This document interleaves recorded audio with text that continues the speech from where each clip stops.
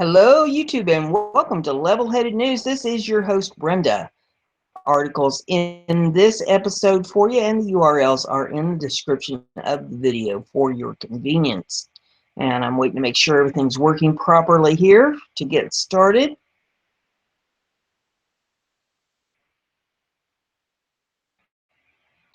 And it appears that it is, and we'll hop right into the first article here. This is off of bearingarms.com, and it says NBC News spreads fear lies with ghost gun fake news. Investigative reporter Jeff Rosen is fear-mongering about firearms industry, this time with an incredibly dishonest article about ghost guns, a term used to describe firearms made from gun part kits sold both in retail stores and online. It means that anyone, including criminals, can order a gun off the web without a background check, a gun with no serial number that can't be traced. The guns are built from kits and arrive in pieces, so under existing law, when they're shipped by their buyers, they're lethal and legal.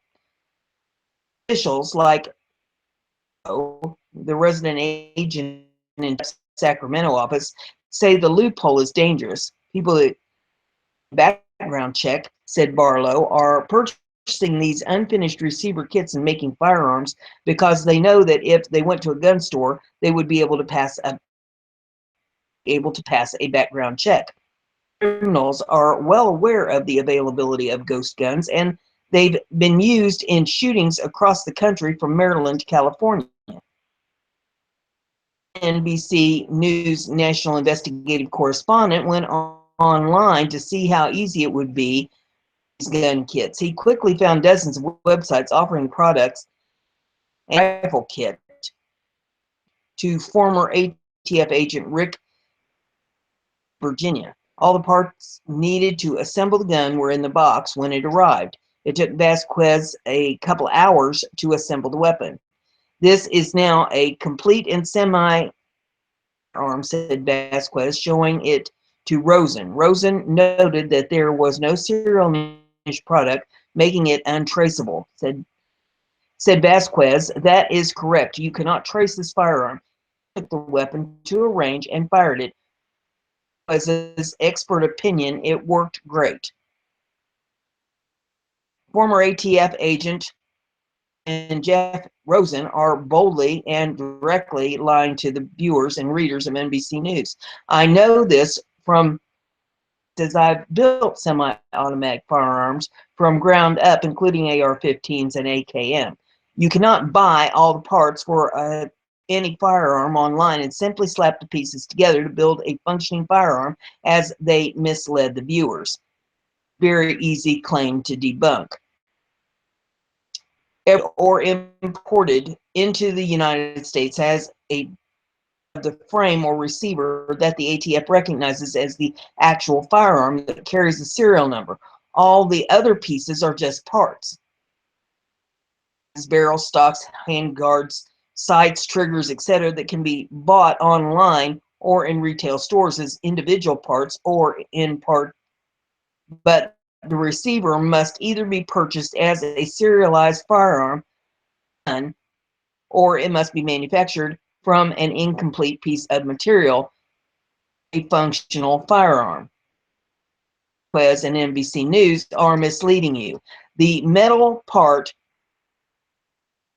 they have a picture of it here, is an unfinished lower receiver for an AR-15 manufactured by 80% Arms. 80% Arms. Says, let me be very clear when I tell you that you cannot simply assemble this into a firearm by slapping other parts onto it. Someone purchasing an unfinished lower receiver like this must first use machine tools or a CNC machine like the Ghost Gunner 2 to drill and mill out the fire control which holes. If you do not, you simply have a hunk of metal in the outline of a lower receiver that cannot accept a trigger or a hammer or a selector switch and cannot possibly be fired. This takes time, specialized tools, and knowledge to complete. put in the time of them. Be scrapped because I did it wrong.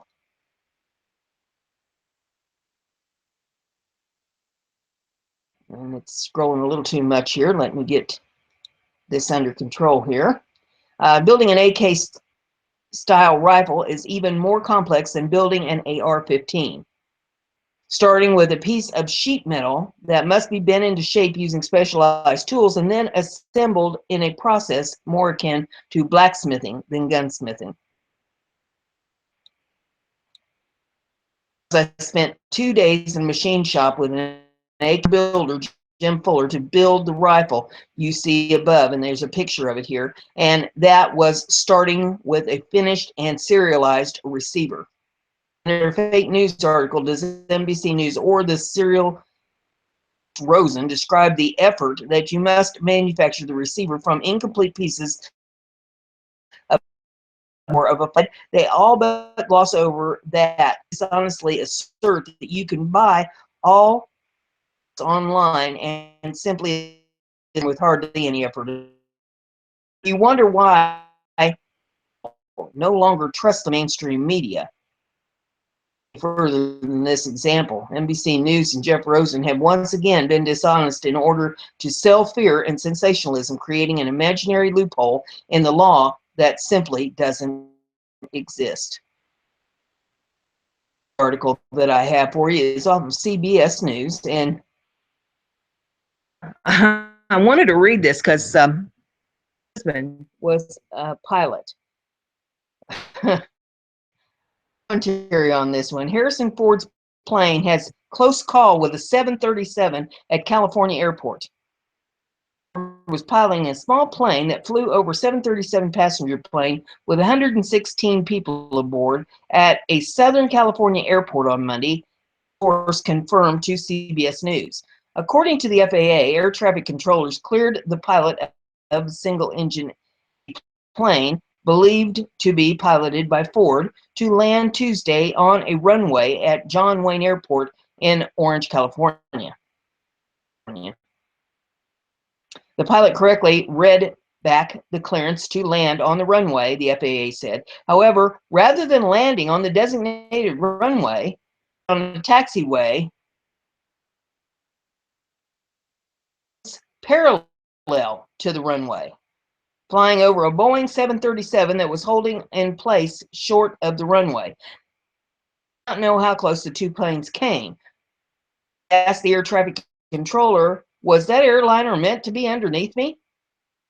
Which does not identify people involved in the accident, said they are investigating, or said the incident is believed to be purely accidental. American Airlines says it does not want the FAA and National Transportation Safety Board to investigate reports. News transportation correspondent Chris Van Cleve, depending on the outcome of the FAA investigation, received disciplinary action ranging from a warning letter to suspension or revocation of his pilot's license. The airline 737 was not moving cross traffic to clear. There were 110 passengers on board. This is an extraordinarily, or try this again. This is extraordinarily dangerous. TSB Chair Mark told CBS News. Aircraft that was full of gasoline with 100 and some people on it would have disaster. Rosenkirch says an experienced pilot should be able to know the difference between a taxiway and a runway. The first time this kind of mistake has been made.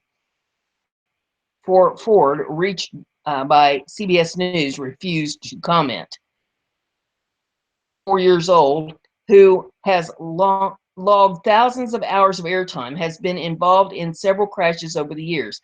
In 2015, he was seriously injured when his vintage plane crash landed near the Santa Monica Municipal Airport. The Santa Monica Airport Association said the landing was an absolutely beautiful, executed what we would call a forced emergency landing by an unbelievably well-trained pilot. He suffered several broken bones and required surgery. It found a problem with the carburetor part led to engine failure in that crash. Ford crashed a helicopter in the Santa Clara area during a training flight in 1999 and also crashed a 6-seat plane in Nebraska in 2000. Ford owned several vintage aircrafts, served as the chairman of, or once served as the chairman of a youth program for the Experimental Aircraft Association. In 2000, he made headlines when an alien mountain climber in Jackson, Wyoming, and a year later he rescued a missing Boy Scout. But he did on this landing, this jet, extreme. It's extreme, and the FAA will not take this lightly. I would not be a bit surprised if he doesn't get his license revoked over that. I can only imagine what my husband would have had to say about this if he were still alive. Smoke. Serious business right there. I hear more on that because I would love to report back to you on what happens. I mean, it's Harrison Ford, so I don't know. He may get away with it, but wow. 116 people on that jet. We have is off of Conservative Tribune. And it says, report, Trump draft executive order on welfare has liberals furious. Get it to scroll. See a dead cat in a tree? Me either. Hungry enough, it comes down on its own and finds a meal, unless tree. Then the food is sent up at each mealtime permanently. He forgets what living on the ground and catching its own mice is like.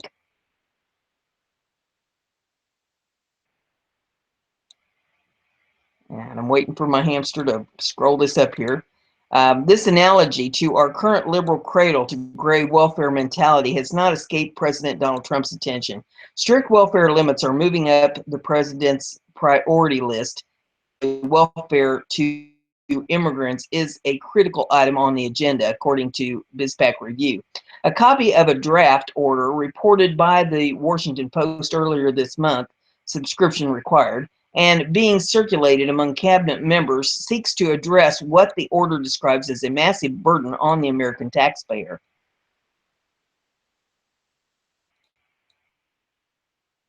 And I'm waiting for it to scroll up.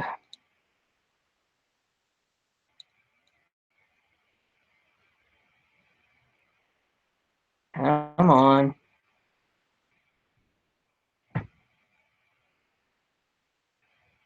It's easier to read it if it gets on the screen for me.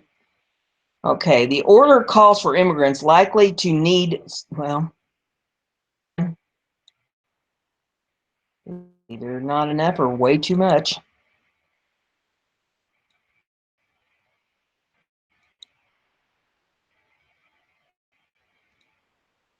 Fine.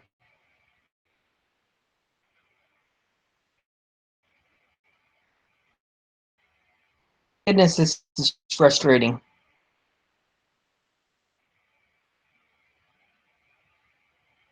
The order calls for immigrants likely to need certain types of public aid to be identified prior to entry, and for immigrants already services to be deported. And scroll up a little more.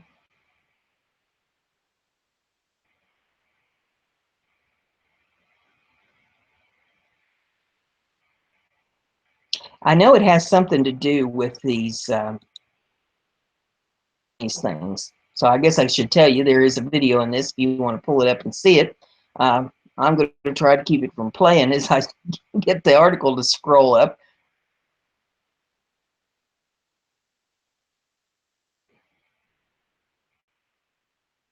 Either too much or not enough.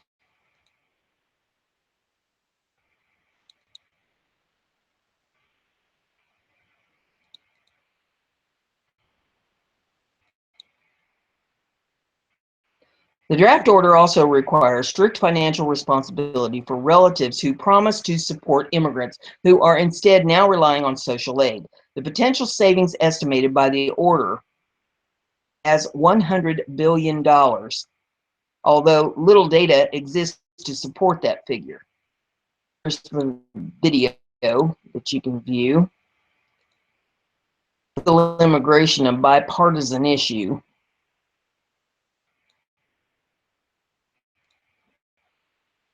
There is a way of life for far too many immigrants, according to the Center for Immigration Studies. All immigrants, legal and illegal, are more native-born people to use some form of welfare. U.S.-born children make far greater use of the system. We should be welcoming arms, not an open wallet. Liberals are losing their minds over the idea that we might inject some economic realism in immigration policies.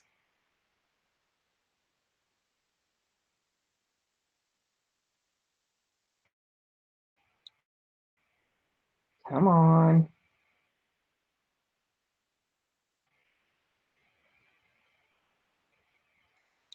Trump would, well, jumping bean gyrations.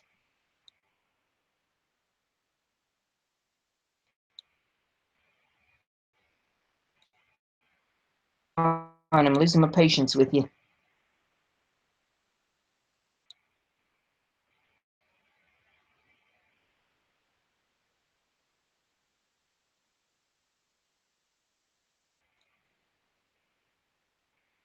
Perhaps instead of, well, for loud. Mother of pearl. Right back up to that doggone video. Stop it, stop it, stop it.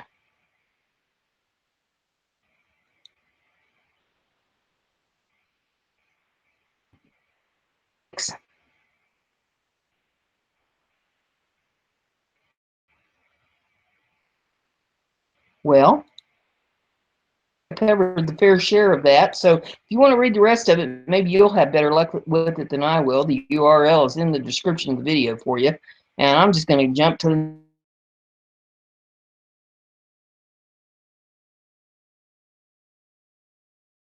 cooperate with me. Now we'll go to the next report. It's off of Conservative Daily Post. Maybe we'll have better luck with this one.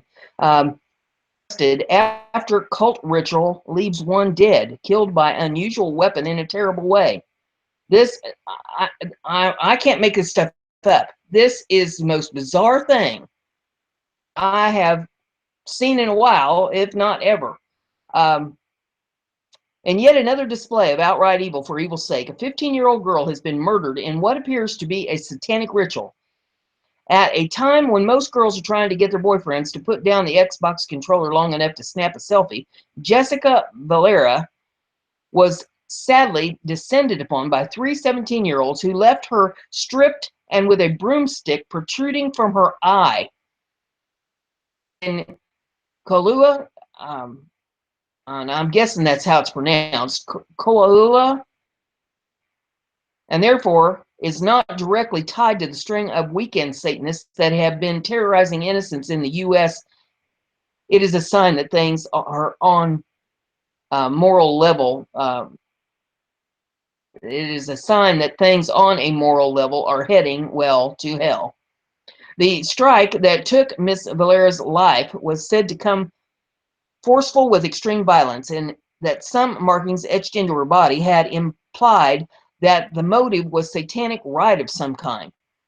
The Attorney General's office has said, but everything is an assumption. That's why the investigations are carried out. It is an unfortunate case, very unfortunate. To make matters even worse, were arrested in connection to the satanic practices that led to Jessica Valera's, though it is not thought that more than the three took part in the sacrifice according thus far.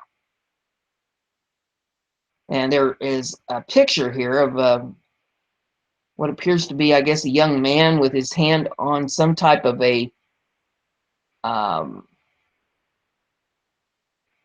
statue. It has an upside down cross on the top of it, and he's got his hand on the top of that. It says the media and bad parenting have blurred the lines between fiction and truth so much so that right and wrong are thought to be obsolete, which is the first rule of Satanism. Do what thou wilt shall be the whole of law. The article continues and it says, this is just one of a string of satanic attacks that have happened in Mexico and the United States. Even Australia has seen a rise in such evil acts, in their case, involving sex with minors. Most satanics or Satanists are not harming anyone. It's not even the kind of evil that is being promoted in America today. There have always been those that practice various arts. The norm have at least harmed no one. We know that Slender Man murders happened in some bizarre cross between fiction and fandom and outright satanic practices, and even that the elites all the way up to Hillary Clinton are engaged in spirit cooking, aka Satanism. Society is also tightly lipped about what they do, and when a few facts do trickle out, it shows that our leaders who have ties to this and groups like it all share one thing in common: Satanism. It is never a leak showing them going to a Christian church or a mosque, which they claim to love so much, or baking cookies for sick children. It's always tied to the horned one himself, Mr. Red.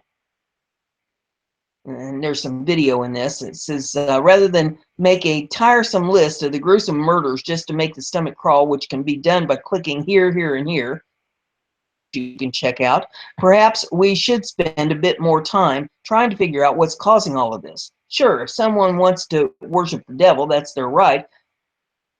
Admit that such is the option of free will. However, this is no longer a freedom of religious issue when it becomes murderous, any more than Islam is still a freedom issue when Sheriff butchers throw a man from a building or beat a woman half to death for looking upward while walking. Roots of this, that's hard to pinpoint, but President Trump is quite right when he talks about separation of church and state being part of the problem. When America stopped teaching about God, they also stopped about teaching that there were moral absolutes. Everything became relative, which meant that there was no carved in stone right or wrong any longer. Anything could be called the right thing under the right circumstance. Slope that leads to broomstick in one's eye. We have talked about our leaders and being known Satanist, anti-Christian already, but what about the real leaders of the home, the parents? Sure, Katy Perry may be doing satanic rituals on stage, but Hollywood has been promoting Satanism ever since the founder of the Church of Satan appeared with the black Jewish hero of bygone era, Sammy Davis Jr. America has nutcases that thought that Ozzy Osbourne and heavy metal was real in the 1980s and that gangsta rap was an actual lifestyle choice even still. Parents are in charge of telling their children what is right and what is wrong. But since parents now have been raised to think that all things are relative with an inverted cross tattoo, well, maybe it may be right? Our leaders in Hollywood will always push evil, but now there is no family unit to stop them. The answer, if Fox wants to portray Lucifer, the Lord of Hell, as a star in a TV show and as a hero while the name of Jesus Christ is considered hate speech, censoring it will only make the show #1 hit. Many Christians even love horror movies and music, but different here. Much like when Justice Potter Stewart said in regards to pornography, I know it when I see it. There is a difference between creating even disgusting art for art's sake and promoting true evil. The lines are blurred on purpose by our spirit cooking leaders, and it cannot be described as, try that again, and it cannot be described why the movie Saw is not selling evil as cool and Lucifer. It just is when they see it. This is not to say that everyone who hears this message needs to suddenly adorn a burqa, become a shut-in, or start speaking in tongues. It is a known fact that America was best when America was more Christian in terms of how we all treated one another. But it is not that simple either. America used to promote the idea that goodness was the norm. It is not scary music of today that is hurting us, since even Tommy Dorsey in the 1937 release Satan Takes a Holiday, and America lived through evil fiction since Edgar Allan Poe was the king of such works, and America seemed to know that he was fiction.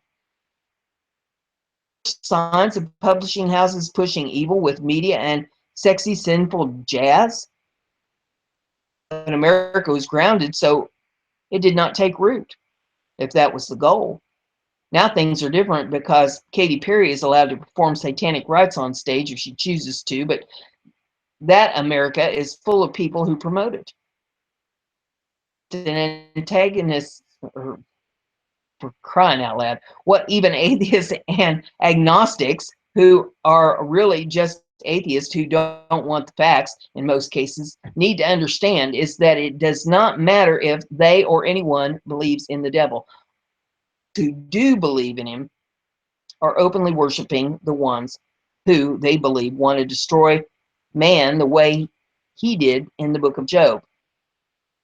If anyone else believes it, only that those who do follow the devil are praising a being who they say used God's allowance to bring anything to man as a chance to destroy him and his family with horror. That makes them a threat that does not need promoted, even though it is permitted clearly. If this offends or is somehow not politically correct, then so be it. It is always better to err on the side of caution when dealing with people who blood and openly call God being a being that they want to see paint the world in blood. To think is how one ends up with a broomstick in their eye. And that's all I have for you in this episode. So if you like what I'm doing here, give it a thumbs up and share it on your social media so everybody gets to enjoy the news. And we'll see you in the next one.